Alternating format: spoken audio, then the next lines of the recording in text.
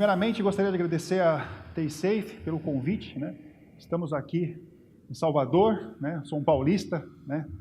Da Gema, e eu agradeço aí a TaySafe, o Branquinho, ao Renato, enfim, todo o pessoal. Então vamos lá. A agenda de hoje, irei falar sobre alguns tópicos bastante impactantes aí para o mundo industrial. Irei falar sobre o cyberfísico, as ameaças de ransomware, vulnerabilidades, estatísticas, enfim, toda essa agenda aí que os senhores estão vendo. Ok, vamos começar pelos ataques cyberfísicos, né? Eu trago para vocês um exemplo muito clássico aí, que aconteceu em 2012, né? Que é um ataque na Arábia Saudita, que impactou uma indústria de óleo e gás, que teve mais de 35 mil computadores afetados, né? O que foi feito nesse ataque? 35 mil discos rígidos desses computadores foram limpados, feito um wipe. Então imagine o impacto. O impacto, como vocês podem ver, 17 dias sem produção. Agora imagine na empresa onde vocês trabalham, a empresa ficar parada 17 dias. Imagine o impacto da produção. Muitas empresas iriam morrer, que nem foi falado aqui na introdução, por falta desse preparo, dessa proteção contra um tipo de ataque dessa magnitude. Eu trago um outro exemplo aqui de indústria agora da energia, que foi lá na Ucrânia, né? Lugar bem distante e remoto aí, só que deu início ao Black Energy, né? O Black Energy foi um dos maiores ataques que aconteceu nessa última década, né? Trazendo aí como impacto de 7 subestações que foram afetadas e simplesmente 5 regiões inteiras ficaram sem energia. Agora tente imaginar, trazendo isso para o nosso cenário no Brasil, São Paulo, Rio de Janeiro, Salvador, outras regiões sem energia. Imagine o impacto dessa magnitude na nossa realidade aqui. E o último caso que eu trago aqui, sobre, novamente, na Ucrânia, em 2016, o impacto com menos tempo de parada, mas que também foi projetado, né, um malware foi projetado justamente para parar as estações, no caso, uma subestação. Uma pergunta que eu deixo para os senhores, né? Será que essas coisas não estão acontecendo no Brasil, né? Por que essas empresas reportam isso para os governos delas, né? Porque são exigências, são obrigadas, né? Então, nós sabemos, os senhores sabem que muitas vezes acontecem incidentes, né? E eles não são reportados porque a empresa tenta, geralmente, abafar esse incidente. Mas isso acaba sendo vazado na mídia, enfim.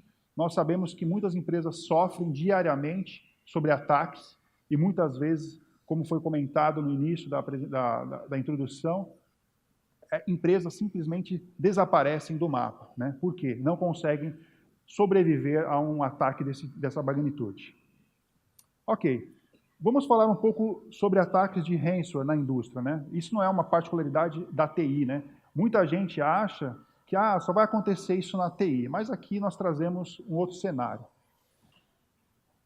Por coincidência, essa semana o WannaCry está fazendo um ano, né, que atacou o mundo, né? Só fazendo uma breve lembrança aí, exatamente no dia 11 de maio de 2017, o ransomware, no caso o WannaCry, surgiu no mercado e afetou não só a TI, mas também a indústria. E aí no gráfico vocês podem ver que ele teve um impacto significante aí em comparação às outras ameaças, né? Na indústria, na manufatura, foi o que mais sofreu com o ransomware, né? A energia também, educação, enfim, tiveram um impacto muito forte com relação ao WannaCry. Por quê? Um erro muito clássico aí que nós vemos na indústria é a falta de gestão de patch. Então, assim, por que as empresas foram atacadas? Primeiro, que elas não tinham uma proteção efetiva contra alguma variante do ransomware.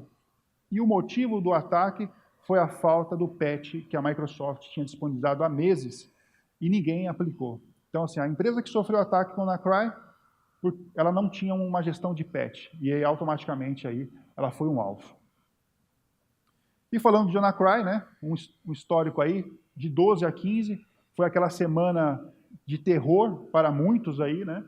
E aqui nós temos algumas empresas que reportaram, né, que nem eu comentei inicialmente, empresas da Europa, dos Estados Unidos, elas são obrigadas por lei a reportarem esse tipo de incidente. Então, por isso que os senhores estão vendo aí nomes de empresas de fora, né, como a Renault, como a Gás Natural, enfim, várias outras. Então, vários setores foram afetados e grandes empresas com nome foram afetadas. Esse ataque, como vocês podem ver aí, teve um impacto em mais de 150 países. E a combinação do WannaCry mais sistema legado, né, causou um DOS em muitas indústrias, né, por falta de atualizações ou até por necessidade, no caso de algumas indústrias, terem que ter o sistema operacional legado rodando, elas não tinham uma proteção para combater o ataque do WannaCry. Então, depois a Microsoft lançou o patch para o Windows XP, como vocês sabem. O Windows XP foi descontinuado pela Microsoft, mas a Microsoft, para atender os seus usuários, ela lançou um patch adicional, né, fora do seu período de suporte, e aí todo mundo teve que sair correndo aplicar o patch. Vamos falar um pouco agora sobre as vulnerabilidades na indústria, né? Então, nós temos aqui sistemas de escada, sistemas operacionais, né, e outros tipos de vulnerabilidades. Acredito que a maioria dos senhores, quando vai num evento como esse, muito é falado aí sobre o Stuxnet, né? Não sei se todos sabem dessa informação, né? São coisas que são comentadas no meio, né, de segurança. O Stuxnet, ele começou o ataque, não foi pela internet. Por quê? As usinas nucleares não tinham acesso à internet. Então, assim, como que surgiu esse ataque? Segundo pesquisadores, né, e discussões que é falado em fóruns aí, o atacante deixou propositalmente pendrives em restaurantes próximos à instalação, e pessoas, né, curiosas, né, o usuário geralmente é curioso, né, pegou aquele pendrive e levou para dentro da planta. E automaticamente já estava todo um preparo ali daquele ataque para explorar alguns zero days que existiam aí, no caso do Windows, para bypassar qualquer tipo de controle que tivesse dentro da empresa. Então, assim, um simples erro, no caso o erro humano, né, impactou uma usina nuclear. Então, assim, não é a questão de, eu tenho X, Y e Z a proteção. O erro foi um pouco mais clássico, né? O erro foi o usuário não ter o treinamento adequado aí para saber se ele pode ou não usar um pendrive e algum controle que impedisse, né, de ele usar esse pendrive dentro da empresa. Um outro exemplo, o Energetic Bear, é um exemplo também que usou vulnerabilidades não do Windows, mas da Adobe, do Flash, que também, com exploits, ele conseguiu bypassar controles de segurança para atacar a indústria. O Black Energy, que nem eu comentei anteriormente, ele traz exemplos de exploração do Windows e também, novamente, a falta de patch, de processo, né, e uma proteção efetiva permitiu que 5 regiões na Ucrânia tivessem parada.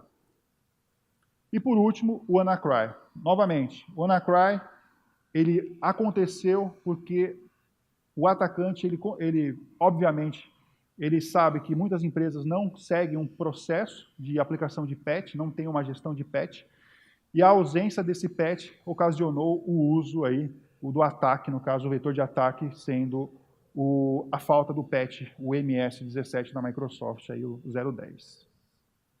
Ok. Um pouco de estatísticas dessas ameaças, né? Então, assim, a gente tem uma visão aqui da América Latina, né? O Brasil não é o mais impactado, mas ele está entre os mais, né? Então, assim, na lista, ele é o penúltimo, mas o Peru, o Equador, né, e muitas empresas têm filiais ou sedes nessas regiões, e automaticamente, quando você tem um padrão, né, de infraestrutura, de sistemas, o mesmo ataque que você, de repente, está sofrendo no Peru, você também pode sofrer no Brasil e vice-versa. Então, assim, hoje com a globalização, com toda essa questão de padrões, enfim, se você não tem um processo unificado de segurança, quando você sofre um ataque em uma região, ela pode se estender para outras regiões facilmente, porque o mesmo sistema que você tem numa planta, você vai ter em outra, e ele também vai sofrer o mesmo tipo de ataque. Aqui um comparativo da América Latina com o Brasil, né? Então, assim, os 3 principais vetores de ataque são internet, dispositivos removíveis e e-mail. Então, esses são os principais vetores de ataques. Então, assim, se a empresa sofreu algum ataque, possivelmente foi por meio desses 3 itens principais. Existem outros, como acesso remoto do Windows, pastas compartilhadas, enfim, mas os principais, como sempre, são a internet, dispositivos removíveis e os e-mails. Aqui um exemplo clássico, né? Observem que é um e-mail em português, né? Esse material foi traduzido, mas esse, no caso, é um exemplo de um e-mail em português que a pessoa está recebendo, e tem um anexo ali bem interessante, que é um ponto RAR que tem um artefato malicioso, que já está direcionado para aquela empresa, porque o atacante já sabe a deficiência daquela empresa, ele sabe quais são os sistemas que ela tem de proteção para ele poder bypassar. Então, um simples e-mail pode ser a entrada aí de um ataque que pode impactar toda uma indústria, por exemplo. E aqui um exemplo de uma log, né, de um dispositivo removível, que também é um dos vetores de ataque. Ok, isso aqui é uma visão global que a Kaspersky levantou aí em 2017, que traz os setores mais afetados. Como os senhores podem ver, a média, né, em todos os setores, 25% do setor no mundo foi afetado em 2017. Então, o campeão foi o setor de energia, né? Temos também a engenharia e o ICS Integration ali, mas a média dos setores impactados foram 25%. Então, assim, é um número muito alto, né? Porque imagine o seguinte, né? Se você trabalha na escala de 1.000, né? 250 empresas, né, foram impactadas com algum tipo de ataque, seja de WannaCry, seja de exploit, seja de qualquer for o impacto aí. Ok, aí vem a famosa pergunta, né? Por que as empresas continuam sendo atacadas, né? Eu já dei algumas pistas aí inicialmente, e a gente vai reforçar agora. Então, eu vou trazer alguns pontos aqui que pode doer um pouco para alguns, né? E ser argumento para outros, né? Então, esse é o meu papel aqui. O que eu tenho visto, né, falando com clientes, falando com empresas, é a ausência, né, a falta de um planejamento de segurança. Então, quando a empresa não tem um planejamento de segurança, acontece tudo aquilo que aconteceu anteriormente. Por quê? Se você não cria um plano onde você vai definir as regras do que você precisa proteger, como que você vai proteger e como que você vai orientar os seus colaboradores, isso tudo faz parte de um plano de segurança, fatalmente você será um alvo de um próximo ataque. Seja ele de ransomware, seja ele de acesso remoto, seja qual tipo for. O outro item que eu tenho observado é a falta de campanhas de conscientização de segurança. Então, novamente, qual que é o elo mais fraco na cadeia de segurança? O usuário. Então, você pode ter os melhores sistemas, as melhores proteções, os softwares mais avançados, mas se você não tem a conscientização de segurança para o seu colaborador, ele vai ser o alvo que vai ser explorado pelo atacante. Então você pode ter vários controles que vai proteger um acesso remoto, mas se o usuário que está dentro da sua empresa, acessando os seus sistemas, ele não tem a cultura de segurança, ele vai ser um vetor de ataque. A ausência também do famoso gerenciamento de patch. Eu tenho observado bastante que, não só na indústria, mas na TI principalmente, não existe um processo de gerenciamento de patch. Mas o que é isso, Luciano? É só eu ir lá e aplicar o patch e está tudo certo? Não. Existe um ciclo para que isso ocorra. Então, assim, tem um ciclo de identificação da necessidade da aplicação de um patch, homologação do patch, aplicação do patch, verificação se foi aplicado o patch, e aí esse ciclo ele volta. Se esse processo não existe, ele não está maduro o suficiente, o que vai acontecer na prática? Vai acontecer o que ocorreu no ano passado com o Anacry. Você vai ser atacado porque você não aplicou algum patch do Windows ou algum outro sistema e você vai ter que sair correndo para aplicar aquele patch. Então esse é o famoso trabalho reativo, né? Você primeiro é atacado, depois você vai se defender. E quando você faz o processo antes de gerenciamento, de gestão, você evita todos esses tipos de ataques tradicionais. Por quê? No geral, quando você está com o seu sistema protegido, atualizado, e você tem outras camadas de proteções, dificilmente você será atacado. Não que você não será atacado, mas dificilmente. O nível de dificuldade do atacante será maior. Ok. Falando de análise, né? Análise de vulnerabilidade. Por que eu preciso ter análise de vulnerabilidade? Porque se eu não conheço as minhas fraquezas, se eu não sei o que eu preciso melhorar no meu ambiente, como é que eu vou me proteger? Né? Porque quando geralmente você está com alguma dor, né? Ah, eu estou com uma dor de cabeça, eu estou com uma dor no estômago, mas você não é um médico, você precisa fazer uma consulta em um médico para que ele possa fazer uma avaliação, pedir exame de sangue, pedir alguns exames específicos para te dar um parecer, um laudo. Então, a análise de vulnerabilidade, fazendo uma analogia, seria isso. Então, por exemplo, vocês precisam ter um parceiro de segurança que tenha know-how para atendê-los nesse mercado que é a indústria. Então, um parceiro, de repente, de TI, talvez não tenha o know-how para identificar análises específicas, né, análises de vulnerabilidade específicas para a indústria. E quando você não tem esse mapa do que você precisa resolver, você continua vulnerável. Então, assim, a segurança, ela não pode ser um passo somente. Ela necessita de vários passos. E quando você dá somente um passo, você vai estar sempre atrás de dar proteção. Você nunca vai estar protegido. Né? Então, por isso que eu trago aqui esse exemplo.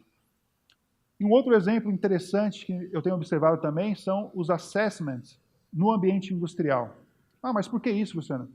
Porque você pode sofrer tanto ataque físico quanto ataque na parte lógica, dos softwares, dos sistemas. E, novamente, precisa ter alguém, alguma empresa, uma entidade aí, né, que suporte-os com relação aos assessments. Por quê? Quem está em casa não consegue visualizar o risco. Por quê? Você está na rotina. Então, você precisa ter um parceiro, um consultor externo que olhe para dentro de casa, da sua casa, e fale, olha, aqui tem esse item que precisa ser alterado. Esse ponto é um ponto de vulnerabilidade pela minha experiência X. Rodando tal ferramenta, eu identifiquei que a sua rede tem esses pontos abertos. Enfim, um assessment é muito mais que uma análise de vulnerabilidade, porque ele vai mais a fundo, ele é mais específico, é mais direcionado. E por último, a proteção em camadas, né? Tudo isso que eu comentei anteriormente, se você não aplicar, você não vai ter a proteção em camadas. Por quê? Imagine, fazendo uma analogia de uma casa, né? Hoje, quem mora nas grandes capitais e mora numa casa, precisa ter o quê? Um portão geralmente alto, muro alto, né? De repente cerca elétrica, uma câmera, sensor de presença, enfim, vários elementos para trazer aí uma sensação de segurança ou trazer a segurança em si. Quando você ignora tudo isso, e você se mudou para uma casa, e você tira lá o portão, tira o muro alto, tira a cerca elétrica, tira a câmera, você está convidando o atacante, o ladrão, no caso, para entrar facilmente na sua casa. Então, essa mesma analogia nós podemos trazer para a indústria, para a TI, que se você não aplica a proteção em camadas, o atacante ele vai olhar para o seu ambiente e vai falar assim, aqui é muito fácil eu entrar, eu posso fazer o que eu quiser. Mas quando você cria a proteção em camadas, você está dificultando e causando barreiras, impedimentos para que o atacante consiga concluir o seu objetivo. Não que ele não vai atacar, ele vai tentar atacá-lo. Mas se você, por exemplo, se você tem 7 camadas de proteção, ele pode quebrar a primeira, a segunda, a terceira camada. Em algum desses momentos, algum sistema vai alertá-lo e você vai ter tempo suficiente para tomar uma ação. Quando você não tem camadas, aí eu vou dar um exemplo aqui, se você só tem um firewall, independente de qual seja a marca, mas assim, eu ouço muito isso. Ah, eu tenho um firewall na minha rede, eu estou protegido. Agora, vamos lá, senhores. Estamos em 2018. Somente uma camada de proteção, um firewall, olhando para a indústria, para qualquer mercado, é suficiente para segurar todo tipo de ataque? Acredito que não, certo? Então, assim, por isso que a camada em proteção é necessária. É necessário ter todo esse investimento. E aí, para fechar, a última pergunta, como que podemos nos proteger contra esse tipo de ataque no ambiente industrial? Então, vamos lá. Colocar em prática tudo que eu comentei anteriormente, né? E aí eu trago alguns itens adicionais. Então, temos aqui um exemplo, né? No mercado existem muitas proteções de endpoint, mas são proteções voltadas para a TI e não para a indústria. Então, é necessário que vocês busquem soluções que sejam desenvolvidas exclusivamente para atuar no mundo industrial, para que ele possa entender os sistemas e seja compatível com os sistemas industriais. Por quê? Primeiro, que se você coloca um sistema tradicional para atuar no ambiente industrial, ele vai impactar na performance e vai impactar também na usabilidade, né? Você vai ter incompatibilidades aí nos sistemas. Segundo ponto, você precisa ter uma solução que trabalhe baseado em aplicações de whitelist. O que é isso, Luciano? A famosa lista branca. Se você não definir o que será executado no seu sistema lá, que roda o SCADA, outro sistema supervisório lá, o que vai acontecer? Qualquer coisa que for copiada num pendrive, pela rede, ou que for baixada da internet, vai ser executado. E muitas vezes, alguns sistemas exigem que o usuário, o operador, seja administrador da máquina. E aí ele consegue executar qualquer coisa. E foi isso que aconteceu em muitos casos, né? O usuário estava navegando na internet, ele baixou lá sem querer o ransomware, né, o WannaCry, e aí a máquina foi criptografada. Então, o whitelist é justamente para isso, para evitar que sistemas que estão fora da sua lista não sejam executados. Aqui um outro exemplo do anti-cryptor, né? Se você não tem uma solução que realmente consiga protegê-lo contra o futuros ransomware, você vai estar sempre trabalhando reativamente. Então, existem hoje muitas soluções que dependem de vacina. Como que seria isso? O ransomware precisa ser lançado, né? Ele vai impactar alguém no mundo, e aí a empresa vai lá e cria uma vacina para aquele ransomware. Então, imagine você sendo atacado, e você ser o cobaia, vamos falar assim, a vítima, e a sua empresa ser a primeira impactada. Ninguém quer isso, certo? Então, a recomendação que eu deixo para os senhores aí é que busque uma solução anti-crypto que não dependa de vacina, que tenha uma inteligência interna que consiga identificar a execução e bloquear a execução de futuros ransomwares. Por quê? Basicamente, o ransomware ele tem a mesma tipo de modus operandi. Ele vai sempre tentar ler o máximo de determinados arquivos, documentos, enfim, vai jogar isso em processo, em memória, e fazer a criptografia. Então, assim, o método de ataque pode mudar, mas no final, na hora de encriptar os dados, basicamente será o mesmo. E nessa hora que você precisa ter uma proteção que realmente consiga detectar e bloquear esse tipo de ataque, para evitar um futuro WannaCry. Um outro exemplo que eu gosto de trazer, é claro que isso não se aplica em todos os cenários, obviamente, mas você tem que estudar e ver se é o caso para o seu cenário, são firewalls baseados em host. Por quê? Em alguns casos de ataques, os ataques ocorrem na rede local, não geralmente de fora, porque existem, na maioria dos casos, as redes são redes isoladas, você não tem ligação nem com a internet e nem com a TI. Mas você pode sofrer um ataque interno, por exemplo. Um atacante ele pode se passar por um fornecedor, ou ele pode ter alguém que está ajudando ele de fora, e aí colocar um notebook nessa rede e fazer um ataque contra algum sistema. Então, um firewall baseado em host é uma das alternativas também que pode ser empregada em alguns cenários que vocês detectam que estão sofrendo ataques internos, por exemplo. Um outro exemplo que eu gosto de trazer são os controles de dispositivos, né? Até vou usar o exemplo aqui do Branquinho, que ele até me falou recentemente aí, uma conversa, que ele foi num cliente e quando ele chegou lá, ele perguntou para o cliente, como que você faz o controle de dispositivo? Não, aqui ninguém usa USB. A gente coloca Durepox nas entradas USB e está tudo protegido. Aí eu falei assim, mas será que é eficiente? Imagina num cenário assim, quando a gente está falando de um cliente que tem 5 máquinas, né? Talvez essa seja uma alternativa, né? Daquele momento. Agora imagine um cenário onde você tem 100, 200, 1000 máquinas e você... Quantos Durepox você vai ter que comprar, né? E não só isso, né? Se você, por alguma necessidade do negócio, você precisar ativar o uso ou desativar o uso, como que você vai fazer? Você vai lá e arrebentar a entrada USB? Porque quando você coloca Durepox, não dá para tirar mais, certo? Então, assim, eu acho que não é a melhor solução, né? A melhor solução é você ter um controle de dispositivo que possa dar a liberdade e a forma centralizada de você ligar e desligar isso facilmente. Um outro exemplo que eu gosto de trazer também com relação a controles de dispositivos é o uso da rede Wi-Fi, do wireless.